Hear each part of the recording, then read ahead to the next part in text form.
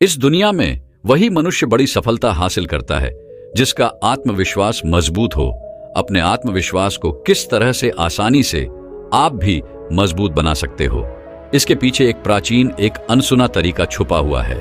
वह तरीका कौन सा है, वही हम आज के इस वीडियो में एक कहानी के माध्यम से जानेंगे। तो चलिए कहानी की शुरुआत करते हैं। दोस्तों, हमेशा से हम लोगों ने बस यही सुना है कि जो हमारी किस्मत में है वही हमें मिलेगा, ना उससे ज्यादा और ना ही उससे कम। लेकिन मेरा आप लोगों से एक सवाल है, क्या आप अपनी किस्मत पर भरोसा करते हैं? यदि हां, तो आप मुझे कमेंट में जरूर बताइएगा। तो दोस्तों, आज की यह कहानी थोड़ी सी लंबी जरूर हो सकती है, लेकिन यकीन रखिएगा आपको इस कहानी के अंत तक यह जरूर पता चल जाएगा कि आपकी किस्मत आपके लिए कितना मायने रखती है। आपकी किस्मत होती है या नहीं। बहुत समय पहले की बात है। एक नगरी में एक व्यक्ति रहा करता था। वह किसान था। उसे लगता था कि उसकी किस्मत सबसे खराब है। जब भी वह कुछ करने की कोशिश करता तो सब कुछ गड़बड़ हो जाया करता। वह हमेशा अपने आप से नाखुश रहता था।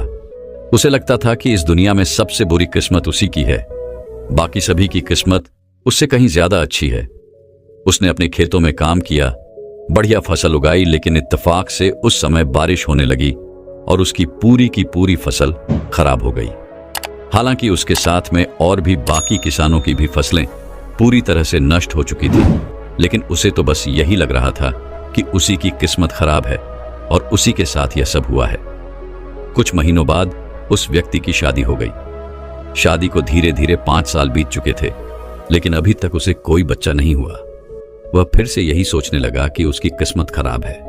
वह मन ही मन अपनी किस्मत को दोष देने लगा और काफी ज्यादा परेशान भी रहने लगा। लेकिन कुछ दिनों बाद उसने ये सब भुलाकर अपने खेतों में फिर से काम करना शुरू किया। उसने एक बार फिर से अच्छी फसल लगाई, लेकिन अब की बार बाकी गांव वालों की फसलें बहुत अच्छी हुईं और उसकी फसल इतनी अच्छी नहीं हो पाई। और अब की बार उसके सब्र का बांध टूट गया। वह कहने लगा, अब तो मुझे पूरा विश्वास है कि भगवान ने जानबूझकर मेरी किस्मत ऐसी लिखी है। वह व्यक्ति भगवान को कोसता रहता, उन्हें हर चीजों के लिए दोष देता रहता, और अब उसने ठान लिया था कि वह इसका समाधान ढूंढ कर ही रहेगा। जिसका समाधान ढूंढने के लिए वो कई ज्ञानियों से मिला, और जो कुछ भी उन ज्ञानियों ने उसे बताया उसने वह सब कुछ किया। उसके बाद अगले साल उसकी फसल बहुत अच्छी हुई और वह यह सोचकर बड़ा प्रसन्न हो रहा था कि अब तो सब कुछ ठीक हो चुका है। अब मेरी किस्मत बदल चुकी है। अब मेरी किस्मत में ऐसा कुछ नहीं होगा जिससे मुझे नुकसान हो।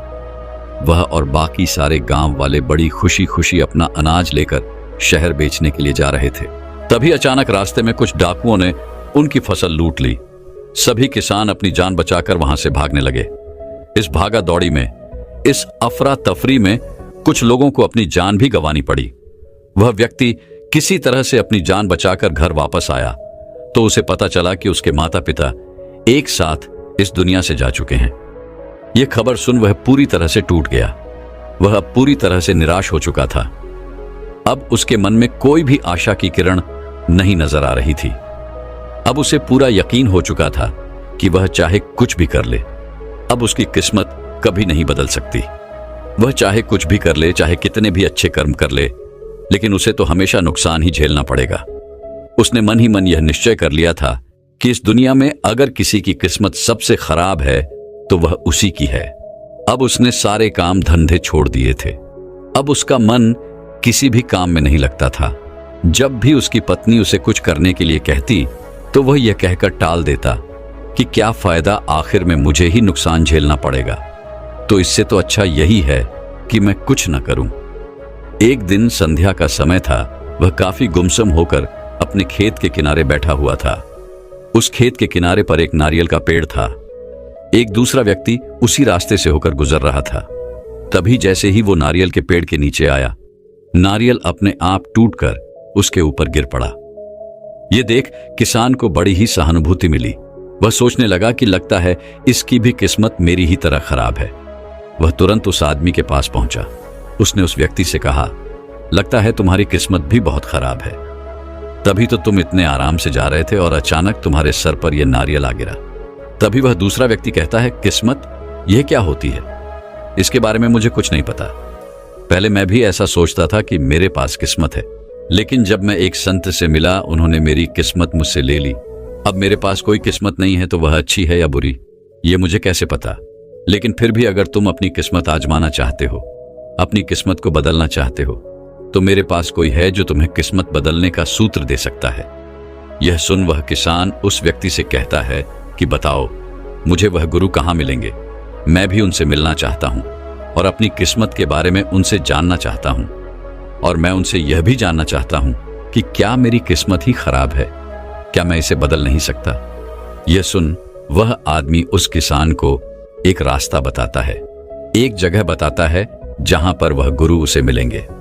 अगले दिन सुबह सुबह वह किसान अपने लिए कुछ खाना लेता है, कुछ सामान लेकर वह उस रास्ते की ओर चल पड़ता है।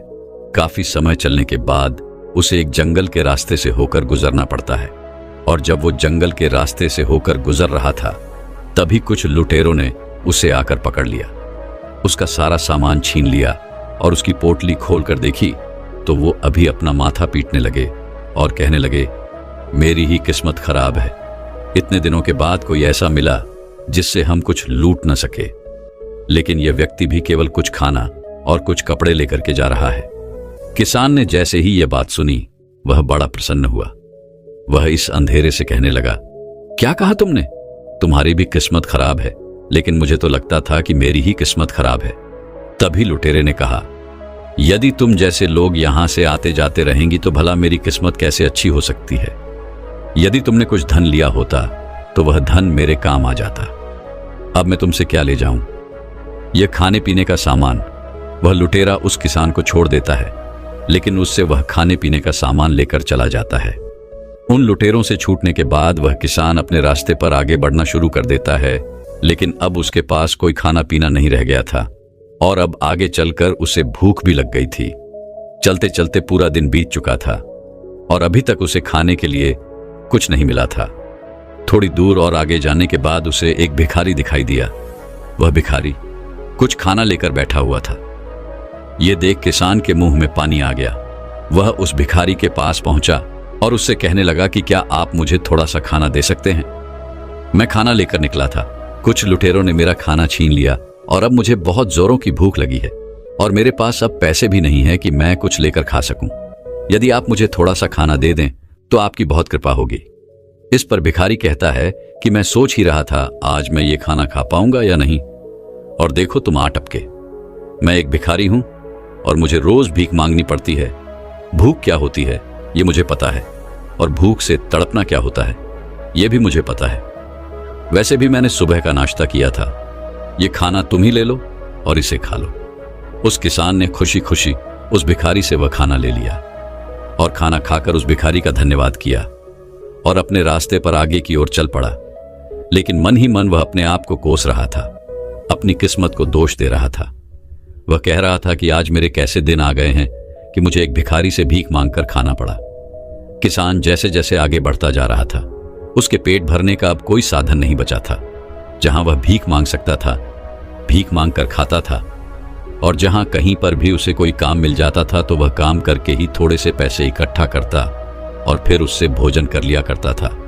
इसी प्रकार उसे पूरे 12 दिन बीत चुके थे और 12 दिन की यात्रा करने के बाद आखिरकार वह उस आश्रम पर पहुंच ही गया जहां वह संत रहा करते थे। उसने देखा कि उस आश्रम से एक महान राजा बाहर आ रहा था। उसने आश्रम के एक सन्यासी से कहा कि यह कौन है? इस पर सन्यासी ने जवाब देते हुए कहा, यह इस राज्य के राजा है। इन्हें लगता है कि इनकी किस्मत बहुत खराब है, जिस कारण वो यहां पर आए थे। इस पर किसान मन ही मन ये सोचने लगा कि राजा के पास तो सब कुछ होता है, धन दौलत वैभव, फिर इन्हें ऐसी क्या कमी हो गई थी जिस कारण इनको ऐसा लग रहा है कि इनकी किस्मत खराब है। उसने उस सन्यासी से पूछा कि आखिर ये क्यों आए थे, इन्हें ऐसा क्यों लगता है कि इनकी किस्मत खराब है। तभी वह सन्यासी कहता है कि यह जब भी किसी युद्ध में लड़ने जाते हैं तो वहां से हार कर ही वापस आते हैं, और यही वह कारण है जिससे इन्हें लगता है कि इनकी किस्मत ही खराब है। तभी वह किसान कहता है कि किस्मत तो मेरी भी खराब है, इसीलिए तो मैं इस आश्रम में आया हूं ताकि मैं उन गुरुवर से मिल सकूं जो किस्मत बदलने का सूत्र देते हैं। किसान के मुंह से यह बात सुनकर सन्यासी किसान से कहता है, क्या वाकई में तुम्हें लगता है तुम्हारी किस्मत खराब है? तुम इतने दिनों की यात्रा करके बस यहां पर इन गुरुवर से मिलने आए हो ताकि वह तुम्हें कोई ऐसा सूत्र दे दे जिससे तुम्हारी किस्मत बदल जाए। वह किसान कहता है, हाँ, मैं बिल्कुल इसलिए आया हूं। तभी वह सन्यासी कहता है कि यहां से उल्टे पांव लौट जाओ, क्योंकि यहां पर तुम्हें ऐसा कोई सूत्र नहीं मिलने वाला। तुमने यहां पर आकर अपना समय बर्बाद किया है, यहां से वापस चले जाओ। ये सुनते ही किसान की सारी आशाएं टूटकर बिखर गई। उसे लगा कि अब इस दुनिया में उसकी कोई मदद नहीं कर सकता, अब उसकी किस्मत कभी बदल नहीं सकती। इतना कठिन सफर तय करके वह यहां तक पहुंचा था और अब यहां पर आने का भी उसे कोई फायदा नहीं हुआ। उसे यह यकीन हो चुका था कि अब उसकी किस्मत कभी नहीं सुधरेगी। वह आश्रम के द्वार से वापस घर की ओर लौटने लगा। तभी उसके मन में अचानक एक बात सूझी। वह सोचने लगा कि भले ही मेरी किस्मत ना बदले, भले ही मेरे जीवन में कुछ भी अच्छा ना हो, अब मेरी किस्मत सुधरेगी या नहीं यह तो मैं नहीं जानता। अपनी किस्मत को सुधारने के लिए मैंने बहुत भाग दौड़ भी कर ली है, तो अब जैसे भी मेरी किस्मत है वो मुझे स्वीकार है। लेकिन जब मैं यहां तक आ ही चुका हूं, इतनी लंबी यात्रा मैंने तय ही कर ली है, तो क्यों ना मैं एक बार गुरुवर के दर्शन कर लेता हूं। वह किसान उस सन्यासी के पास वापस लौटा और उनसे कहने लगा कि जब मैं इतनी दूर आ चुका हूं इसलिए मैंने ये यात्रा शुरू की थी, उस यात्रा को मैं पूरा तो कर लूं, एक बार उन गुरुवर के दर्शन तो कर लूं। तभी वह सन्यासी मुस्कुराने लगा और कहा, हाँ हाँ क्यों नहीं, चलो तुम अंदर चलो। वह सन्यासी उस किसान को आश्रम के अंदर ले गया। उस आश्रम में एक बड़ा सा वृक्ष लगा हुआ था। वह उस वृक्ष के नीचे जाकर बैठ गया और उस किसान से कहने लगा कि मैं ही इस आश्रम का गुरु हूं। तुम्हें जो कुछ पूछना है, तुम्हें जो कुछ जानना है, तुम मुझसे पूछ सकते हो। किसान ने जैसे ही उस सन्यासी के मुख से यह बात सुनी, वह उनके चरणों में जा गिरा और कहने लगा है, गुरुवर मैं धन्य हो गया। मैंने इतनी लंबी यात्रा सिर्फ इसलिए की थी ताकि मैं आपसे मिल सकूं और मेरी यह यात्रा सफल हो चुकी है। आपसे मिलने के लिए मैं पूरे 12 दिनों से यात्रा कर रहा हूं और अब मैं वापस जाना चाहता हूं। किसान की यह बातें सुनकर गुरुवर ने कहा, क्या तुम्हें अपनी किस्मत बदलने का सूत्र नहीं चाहिए? किसान ने कहा, अपनी यात्रा में मैंने देखा कि दूसरों को लूटने वाले लुटेरों की किस्मत भी खराब है।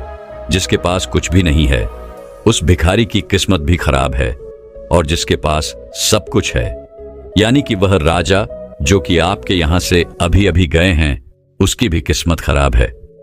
तो अगर ऐसे में मेरी भी किस्मत खराब है तो भला क्या फर्क पड़ता है? ऐसा लगता है मानो सभी की किस्मत खराब है, तो ऐसे में मुझे क्या फर्क पड़ेगा? यह बात सुन गुरुवर मुस्कुराने लगे और किसान से कहते हैं कि यह किस्मत क्या होती है? जिसे हम किस्मत कहते हैं, इसका अर्थ क्या है? किसान कहता है कि हमारे नसीब में जो कुछ लिखा है वही हमें मिलेगा, इसे ही हम किस्मत कहते हैं।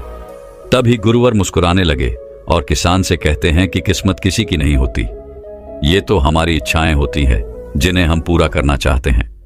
लेकिन अब हमारी इच्छाएं हमारे अनुरूप पूरी ना हो, तब हम कहते हैं कि हमारी किस्मत ही खराब है। लेकिन वास्तविकता तो यह है कि हमारी किस्मत नहीं, बल्कि हमारे कर्म ही खराब हो जाते हैं। यदि हम परिस्थितियों के अनुरूप कर्म नहीं करते हैं तो इसके कारण हमारी इच्छाएं अधूरी रह जाती है, हमारे वो कर्म पूरे नहीं हो पाते। परिस्थितियों के अनुरूप कर्म ही महत्वपूर्ण है। इस पर वह किसान कहता है गुरुवर, मुझे आपकी यह बातें समझ नहीं आ रही। आप क्या कहना चाहते हैं? क्या आप यह कहना चाहते हैं कि हमारी किस्मत पहले से लिखी नहीं होती? इस पर वह गुरुवर कहते हैं कि कुछ भी पहले से लिखा नहीं होता। हम अपना भाग्य खुद बनाते हैं, हम अपनी किस्मत खुद लिखते हैं। हम जैसे भी कर्म करते जाते हैं, हमारे कर्म ही हमारा आने वाला कल तैयार करते हैं। यह सुन किसान ने कहा है, गुरुवर आप मुझे साफ साफ और स्पष्ट तौर पर बताइए, मुझे आपकी बातें समझ नहीं आ रही। तभी गुरुवर उस किसान को एक जगह ले जाते हैं। तभी रास्ते में अचानक उस किसान के पैर में एक कांटा चुभ जाता है। किसान के मुंह से निकल जाता है, मेरी तो किस्मत ही खराब है, अब यह कांटा भी मुझे ही चुभना था। गुरुवर ने किसान के पैर से वह कांटा निकाल दिया और किसान से कहा, देखा, जब हम किसी भी यात्रा को शुरू करते हैं तो उस यात्रा के दौरान परिस्थितियों के अनुरूप कई समस्याएं आती हैं, तो हमें इसी के अनुरूप अपने कर्म भी करने होंगे। तुम यहां पर देख सकते हो कि जिस रास्ते से हमें जाना है उस रास्ते पर कांटे ही कांटे हैं। अब या तो हम यहां से वापस लौट जाएं और अपने आप से हमेशा ये कहते रहें कि हमारी तो किस्मत ही खराब है, या फिर हम थोड़ी दूर आगे चल सकते हैं, लेकिन इससे हमारे पैरों में कांटे चुभने लगेंगे और हमारा पैर लहूलुहान हो जाएगा, और फिर तब भी हम यही कहेंगे कि हमारी तो किस्मत ही खराब है। या फिर हम इन परिस्थितियों को समझें और इन कांटों को रास्ते से हटाते हुए आगे बढ़ते रहें। लेकिन याद रहे कि ऐसा भी हो सकता है कि इन कांटों को हटाते वक्त ये कांटे हमें चुभ भी जाए, लेकिन ऐसा करते वक्त हमारे पैर लहूलुहान नहीं होंगे और हम आसानी से इस रास्ते को पार कर सकेंगे। तो अब मुझे तुम बताओ, अब तुम्हें क्या करना उचित लग रहा है? क्या हम यहां से वापस चलें, या फिर कांटों के ऊपर से जाना तुम्हें पसंद है, या फिर तुम कांटों को रास्ते से हटाकर जाना पसंद करोगे? इस पर किसान कहता है कि हम अपने पैरों में जानबूझकर कांटे क्यों छुपाएंगे? हम कांटों को रास्ते से हटाते हुए ही आगे बढ़ेंगे। गुरु और किसान ने मिलकर उन कांटों को रास्ते से हटा दिया और चलते हुए आगे बढ़ते गए और उस रास्ते को पार कर लिया। रास्ते को पार करते ही एक बड़ी नदी उनके सामने आ गई और उस नदी का पानी उफान पर था। तभी गुरुवर ने किसान से कहा, तुम्हें तैरना आता है? हमें इस नदी को पार करना है और हमें उस दूसरे किनारे पर पहुंचना है और हमें इस नदी को पार करना ही होगा। यह सुन किसान कहता है गुरुवर, मुझे तैरना नहीं आता। तभी गुरुवर ने कहा कि अब तुम ये कह सकते हो कि मेरी तो किस्मत ही खराब है, जो मेरे रास्ते में नदी आ गई और मुझे तैरना नहीं आता। अब ऐसे में या तो तुम तैरना सीख सकते हो और वापस आकर इस नदी को पार कर सकते हो, या फिर यदि तुम चाहो तो किसी नाव की व्यवस्था कर सकते हो और इस नदी को पार कर सकते हो। तो फिर तुम क्या करना चाहोगे? किसान ने कहा, है गुरुवर, यदि मैं तैरना सीखूंगा तो उसमें मुझे बहुत वक्त लग जाएगा और यह नदी हमें अभी पार करनी है, इसलिए हमें नाव की व्यवस्था ही करनी होगी। तब वह गुरुवर और उस किसान ने कुछ बाज की डंडियों को इकट्ठा किया और उन डंडियों का इस्तेमाल करके उन्होंने एक नाव का निर्माण किया। नाव पर बैठकर वह नदी के दूसरे किनारे पर जा पहुंचे। जैसे ही वह गुरुवर और वह किसान उस नदी को पार कर लेते हैं, तभी किसान गुरुवर से कहता है गुरुवर, क्या होता अगर बीच में ही बाढ़ आ गई होती? क्या होता हमारी नाव बीच में ही डूब गई होती तो हम दोनों डूब जाते? तब क्या होता? तब क्या हमारी किस्मत खराब नहीं होती? तब क्या हम यह नहीं कह सकते थे कि हमारी किस्मत खराब है? तभी गुरुवर ने उस किसान के इस सवाल का जवाब देते हुए कहा, बिल्कुल नहीं। जब तक हम जीवित हैं, जब तक हमारा यह जीवन है, तब तक कोशिश और प्रयास हमें करते रहना चाहिए। जीवन को बचाने का प्रयास जरूरी है, लेकिन जीवन कभी बचता नहीं। किसी का भी जीवन आज तक नहीं बचा है। अगर हम जिंदा रहते हुए भी मरा रहने का प्रयास करें तो हम कभी भी जीवन जी नहीं सकेंगे, और इस प्रकार का जीवन मुर्दों के समान जीवन जीना है। यदि तुम चाहते तो तुम नदी के किनारे पर ही रुक सकते थे और नाव डूबने का जो खतरा तुम्हें दिखाई पड़ रहा था, इसकी संभावनाएं भी खत्म हो जाती, या फिर नदी में बाढ़ आने की संभावनाएं, या फिर नदी में डूब जाने की संभावना है, ये सारी संभावना वहीं पर खत्म हो जाती। लेकिन तुम मुझे एक बात बताओ, यदि तुम नदी के किनारे बैठे रहते तब क्या तुम जिंदा ही रहोगे? इसका कोई प्रमाण है? किसान ने कहा, हाँ गुरुवर, आप बिल्कुल ठीक कह रहे हैं। यदि मैं नदी के किनारे पर रुकने का निश्चय करता भी, तब भी इसके कोई प्रमाण नहीं थे कि मैं जिंदा ही रहता। मुझे आपकी बात समझ में आ गई है। गुरु ने किसान को आगे का रास्ता दिखाया और कुछ दूर आगे चलने के बाद किसान को एक बहुत बड़ा पहाड़ नजर आया, और वह पहाड़ इतना का टीला था, यदि किसान उस पर चढ़ाई करता तो मृत्यु निश्चित थी। गुरुवर ने किसान से कहा, तुम चाहो तो यहां से वापस जा सकते हो, यह मानकर कि तुम्हारी किस्मत खराब है, क्योंकि रास्ते में इतना बड़ा पहाड़ जो आ गया। तुम इस रास्ते को पार कर लेते यदि यह पहाड़ बीच में ना आता, और तुम अपनी मंजिल तक भी अवश्य पहुंच जाते। तभी किसान उन गुरुवर से कहता है गुरुवर, इस पहाड़ के दूसरी तरफ ऐसी कोई मंजिल नहीं है जिसे मैं पाना चाहता हूं, और जो कुछ मुझे सीखना था, जो मंत्र मुझे चाहिए था, वह आपने मुझे दे दिया। मैं यह समझ चुका हूं कि किस्मत का रोना हम अपनी कमियों के कारण अपनी कमियों को छुपाने के लिए करते हैं। हम ये नहीं चाहते कि हमें अपनी कमियों का पता चले, और यदि हमारी कमियों के बारे में किसी दूसरे को पता चल जाएगा तो वह इसका लाभ भी उठा सकता है। इसलिए हम में से अधिकांशतः लोग वास्तव में किस्मत का सहारा लेते हैं, लेकिन वास्तविकता तो यही है कि हमारे जीवन में ये सारी केवल परिस्थितियां ही हैं और हम उन परिस्थितियों के अनुरूप अपने जीवन जीने से डरते हैं। हम अपने जीवन में कर्म नहीं करना चाहते, हम चमत्कार चाहते हैं। हमें कोई भी कर्म ना करना पड़े और हमारी सारी इच्छाएं पूरी हो जाएं। हम जो कुछ भी चाहते हैं वो सब हमें मिल जाए। हम ऐसा ही चाहते हैं, इसलिए हम चमत्कारों की ओर भागते हैं। हम भाग्य बदलने का सूत्र ढूंढते हैं, जबकि वास्तविकता यही है कि किसी का भी भाग्य स्थिर नहीं है।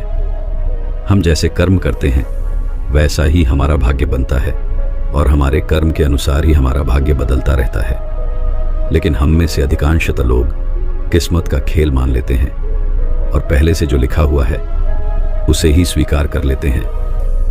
लेकिन अब से मेरा कोई भाग्य नहीं है, मेरी कोई किस्मत नहीं है। मेरे सामने जो भी परिस्थितियां हैं और जो भी कर्म हैं उनके अनुरूप ही मुझे कर्म करने होंगे, उनके अनुरूप ही मुझे चलना चाहिए। मंजिल तक पहुंचने के लिए कांटों से भरा रास्ता हो या फिर उपनाती हुई नदी या फिर एक बड़ा पहाड़, अपने मंजिल तक पहुंचने के लिए हमें इन्हें पार करना ही होगा। आखिर में वह किसान गुरुवर से कहता है गुरुवर, यदि मैं इस पहाड़ को चढ़ जाता तो मुझे क्या मिलता? गुरु ने कहा, वही जो सबको मिलता है। रास्ते मायने नहीं रखते, मंजिल मायने नहीं रखती, बल्कि इनका निचोड़ ही तुम्हारी मंजिल होती है। रास्तों का ज्ञान तुम्हारा विज्ञान बन जाता है और रास्ते ही हमें सिखाते हैं हमें अपने जीवन में किस तरह से आगे बढ़ते रहना चाहिए, क्योंकि बिना रास्तों के कोई मंजिल नहीं होती और जब मंजिल मिल जाती है तब वह बिना रास्तों की अधूरी होती है। इसलिए किस्मत पर छोड़कर अपने कर्मों से भागिए मत, बल्कि अपने कर्मों को करते जाइए, क्योंकि यही वो कर्म हैं जो आपको आपकी मंजिल तक पहुंचाने में मदद करेंगे। इसलिए दोस्तों, भाग्य के भरोसे मत बैठिए, अपने कर्मों को नियमित तौर पर करते जाइए। अपने कर्मों पर विश्वास कीजिए, अपने कर्मों से अपना भाग्य खुद लिखिए। तो दर्शकों, चलिए अब मन को कैसे पूरी तरह से संतुष्ट किया जाए, इस विषय पर अगली कहानी की शुरुआत करते हैं। दोस्तों, हम इंसानों की इच्छाएं और कामनाएं कभी खत्म नहीं होती, इनका कोई अंत है ही नहीं। एक इच्छाएं पूरी करते हैं तो मन में दूसरी इच्छाएं जाग उठती हैं और इन्हीं इच्छाओं और कामनाओं की पूर्ति के लिए हर एक व्यक्ति सिर्फ अंधी दौड़ में लगा हुआ है। वह लगातार दौड़ता जा रहा है, दौड़ता जा रहा है, दौड़ता जा रहा है, लेकिन वह एक पल के लिए रुककर यह नहीं सोच रहा कि भला उसे इस अंधी दौड़ में भागकर क्या मिलेगा, कब वह अपने आप को जागृत करेगा, अपने विवेक का इस्तेमाल करेगा और इस अंधी दौड़ से बाहर निकल पाएगा। दोस्तों, आज की यह छोटी सी कहानी हमें यही सिखाती है कि किस तरह से एक व्यक्ति अपने जीवन में सिर्फ अंधी दौड़ में लगा हुआ है, अपनी इच्छाओं और अपनी कामनाओं की पूर्ति के लिए। यह कहानी बहुत पहले की है। किसी नगरी में एक बड़ा ही दयावान राजा रहा करता था। वह राजा बहुत ही दानी था। वह राजा लगभग हर महीनों में एक बार अपनी प्रजा को दान दिया करता था। दान में चाहे उसे कोई कुछ भी मांग ले तो कभी ना नहीं करता था। जो भी मांगना चाहे राजा से मांग सकता था और जो कोई राजा से कुछ भी मांगता था राजा वो उसे अवश्य देते थे। इसी प्रकार एक महीने राजा दान कर रहे थे। वहां पर हजारों लोगों की भीड़ उमड़ी हुई थी। उन हजारों की भीड़ में जो कोई कुछ भी राजा से मांग रहा था वो सब उन्हें दान किया जा रहा था। राजा भी प्रसन्न था और उनकी प्रजा भी बहुत प्रसन्न थी। लेकिन इस भीड़ में एक फकीर भी आया हुआ था। वह फकीर जैसे तैसे उस भीड़ में शामिल हो गया और अपनी बारी आने की प्रतीक्षा करने लगा। धीरे धीरे सभी लोग अपना दान लेकर जा रहे थे और अब उस फकीर की बारी भी आ चुकी थी। जैसे ही उस फकीर का नंबर आया तो राजा के एक अधिकारी ने उस फकीर से कहा कि बता तुझे क्या चाहिए, तू जो कुछ भी मांगेगा राजा वो तुझे अवश्य देंगे। तुझे जो कुछ चाहिए वो तू बिना झिझक राजा से मांग सकता है। बता तुझे क्या चाहिए। इस पर उस फकीर ने कहा कि मैं तुमसे बात नहीं करना चाहता, मैं सीधे राजा से बात करूंगा। मुझे क्या चाहिए और क्यों चाहिए ये सब मैं सिर्फ राजा को ही बताऊंगा। अगर मैंने तुझसे वो मांग लिया तो तू मुझे कभी नहीं दे सकता। इसलिए जा और राजा को बुलाकर ला।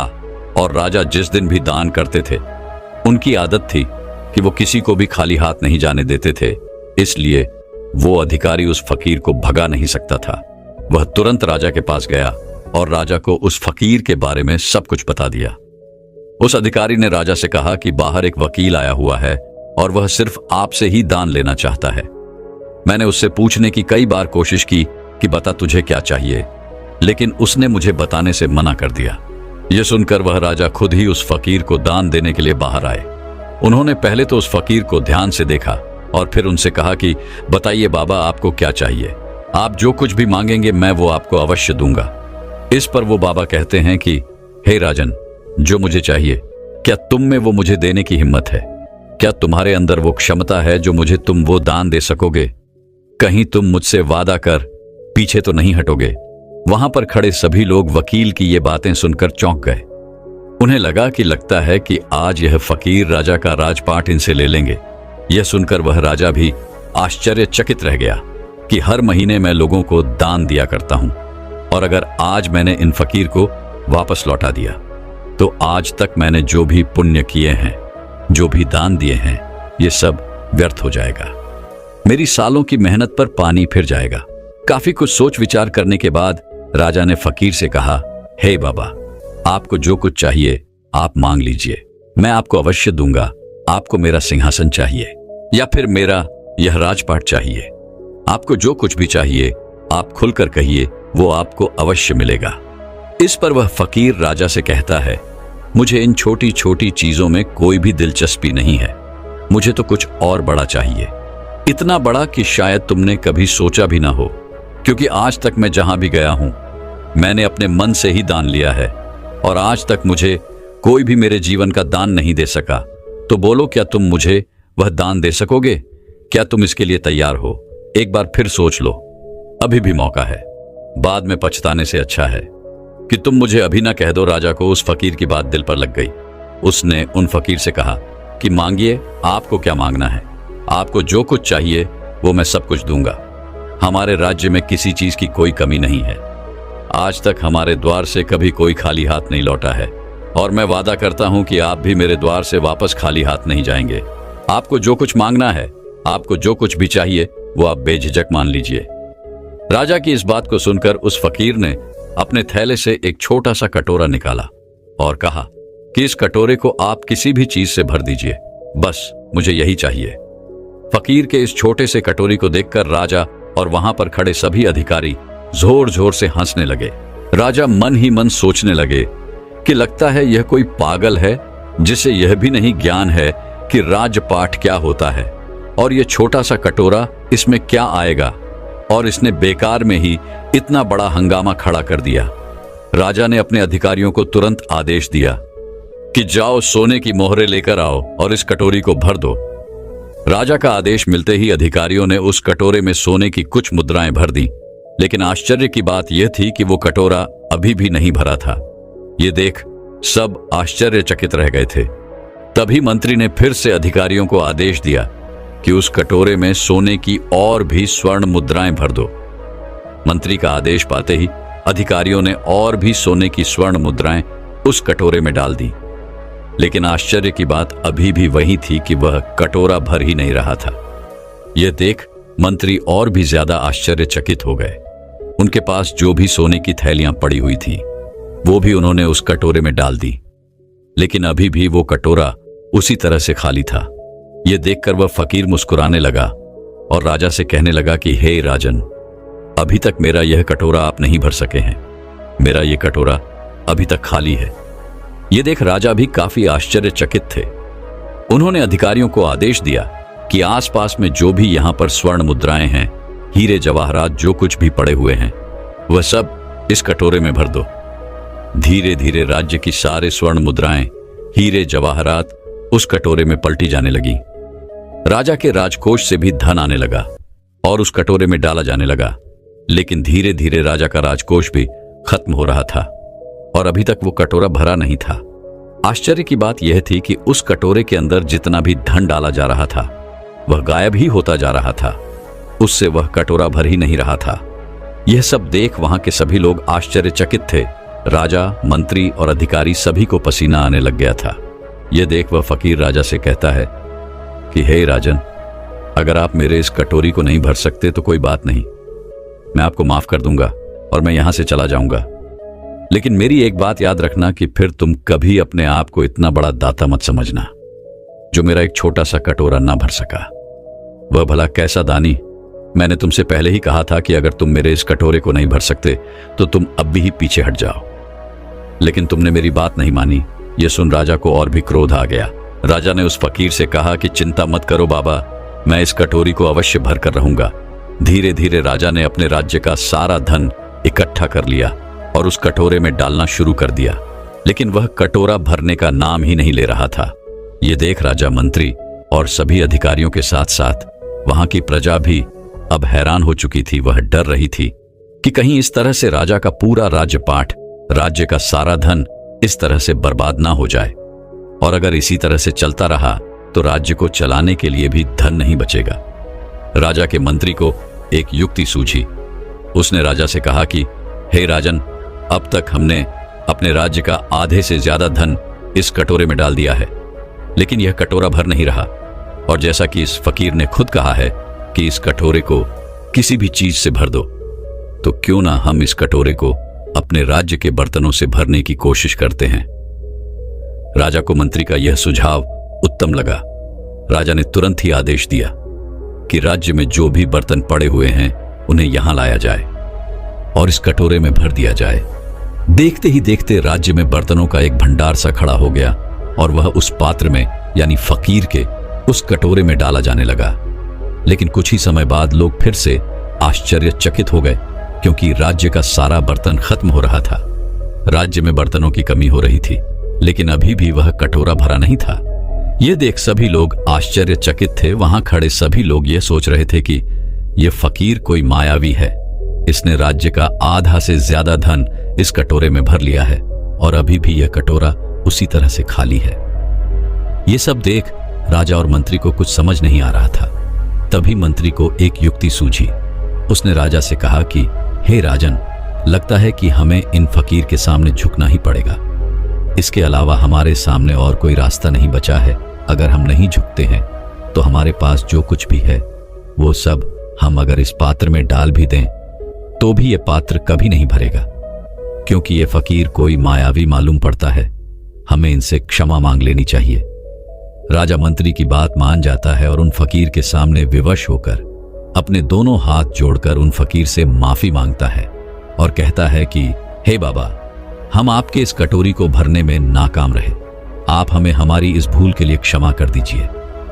इस पर वह फकीर जोर जोर से हंसने लगा और राजा से कहा, कोई बात नहीं, मैंने तुम्हें पहले ही कहा था कि इस कटोरी को आज तक कोई नहीं भर सका।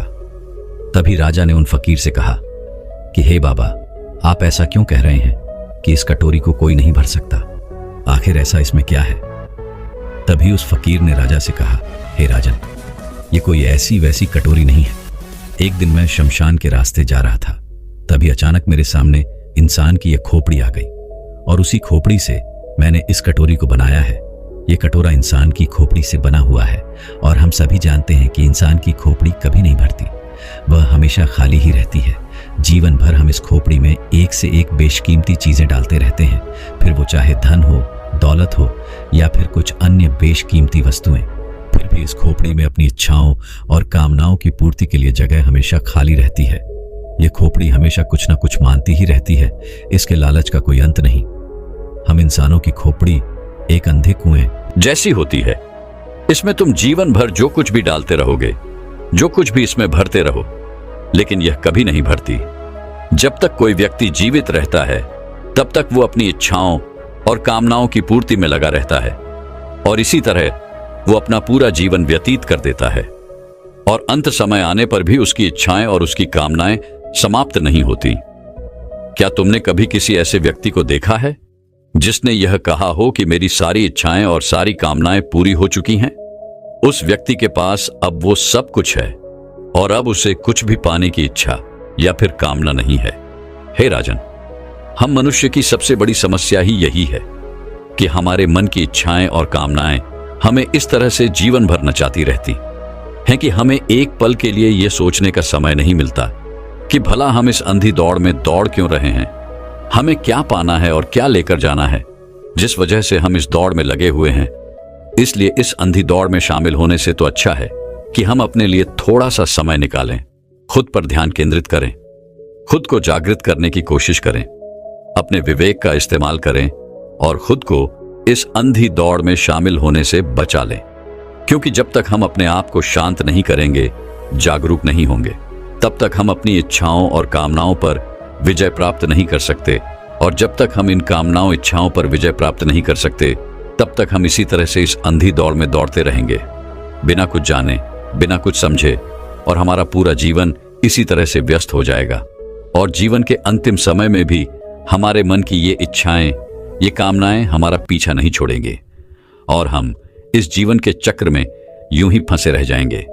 इससे अच्छा यह है कि हम कुछ पल और ध्यान लगाने की कोशिश करें, खुद को जागरूक करने की कोशिश करें, जिससे आपको आपके जीवन में एक सही दिशा और एक सही दशा मिल जाएगी। क्योंकि दोस्तों, महात्मा बुद्ध कहते हैं कि जैसे हम भीतर से होते हैं, वैसे ही हमें बाहर की दुनिया भी दिखाई पड़ती है। इसलिए अपनी दृष्टि को बदलिए, यानी अपना नजरिया बदलिए, और आपका जीवन खुद ब खुद बदलने लगेगा। दोस्तों, मैं उम्मीद करता हूं कि यह कहानी सुनने से आपके जीवन में अच्छे बदलाव आए होंगे। आपको इस वीडियो से क्या सीखने मिला, ये कमेंट करके जरूर बताएं, और अपने परिवार, दोस्तों या आपके करीबी इंसान के साथ ये कहानी शेयर करके उन्हें भी इस ज्ञान से परिचित करवाएं। बाकी अगर आपको यह वीडियो दिल से अच्छी लगी हो, तभी इस वीडियो को लाइक कर देना, और आपने अब तक इस चैनल को सब्सक्राइब न किया हो तो चैनल को सब्सक्राइब भी जरूर कर देना।